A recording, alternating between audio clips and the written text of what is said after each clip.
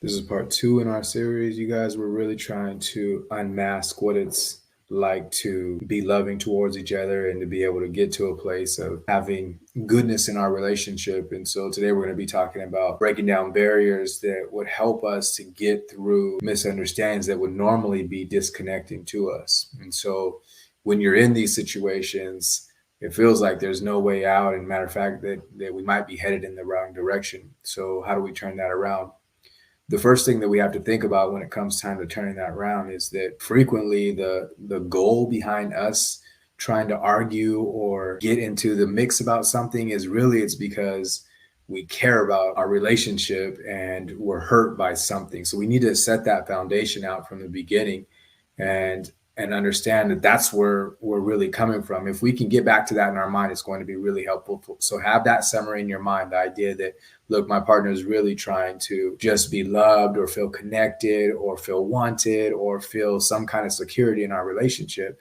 And that thought alone will help you to understand where to go or how we're going to help with some of the misunderstandings. There's only three things that we fight about: significance, control, and abandonment. And so most of your arguments will be around trying to get somebody else to do something different. And hopefully it will help either create a sense of power or control or a sense of significance or some kind of connection scenario for you. That's what the fights are really about, even though it can happen in all kinds of different things. And we know some of the common scenarios that couples fight about are things like money and sex and home chores and children. Those are common scenarios that couples fight about, but they really only boil down to those three things: significance, control, and abandonment. And so when we're looking at trying to resolve those misunderstandings that look like that or similar to that, if we're not able to resolve them, then it creates a disconnect. If we are able to resolve them, it actually grows us and brings us together. So how do we overcome those misunderstandings? Well, the recipe for overcoming them is us actually knowing what's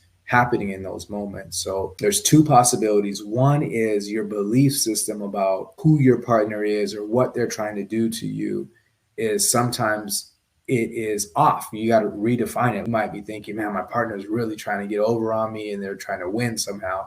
And so you end up battling that scenario. So that's one reason. Can we undo that battle and think differently about your partner and the way that they think about things? A lot of times what they're doing is less about you and what they're trying to create in the relationship and more about the hurt that they're dealing with. So that brings on the second thing that we usually are fighting about, actually, or that will help us to overcome what we're fighting about, is that so often these are experiences that are hooking us from previous scenarios in our lifetime. And so in this second way, it's not necessarily about the things that we're believing and how we're defining or seeing the world. It's more about some of the hardships that we've experienced. And so if we're willing to address those things together and we come together and talk about those scenarios instead of talking about how it's the other person, then it helps us to come to the table with open minds so that there's less misunderstanding about what's going on. It's not the misunderstanding that creates the problem. It's us trying to move the other person that creates the problem when there's a misunderstanding. So if I don't understand something and I'm trying to get to a place of understanding, my willingness to actively listen, which we talked about in our last video, if you want to go back and watch that in our series, my willingness to actively listen won't limit what we grow in our relationship.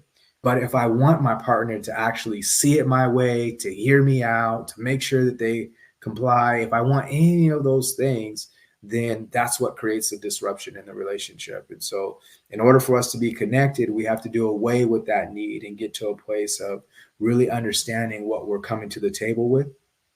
And that skill alone is going to be really helpful for us as we try to change things around in our relationship. Brene Brown talks about vulnerability all the time. And part of that is us getting to a place of being vulnerable enough to share what we know is going on, even if it means that we feel like we're losing. But we have to get to that place of really trying to work on that to better our relationship. So I want to encourage you guys to discuss some kind of misunderstanding that you had with your partner and use some of what I'm talking to you about today to hopefully change what the outcome of that scenario is. And so we're not trying to change that somebody actually likes what we're saying or that they agree with us. We're just trying to change the idea that we express it differently and we can now move forward together, right?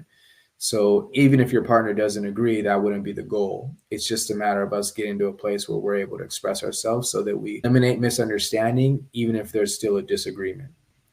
I want to encourage you guys to head over to the Marriage Communication Masterclass. I know that it's going to serve you in your relationship and help you to get to being able to do some of these things that we're talking about in this series. We'll see you guys in the next video.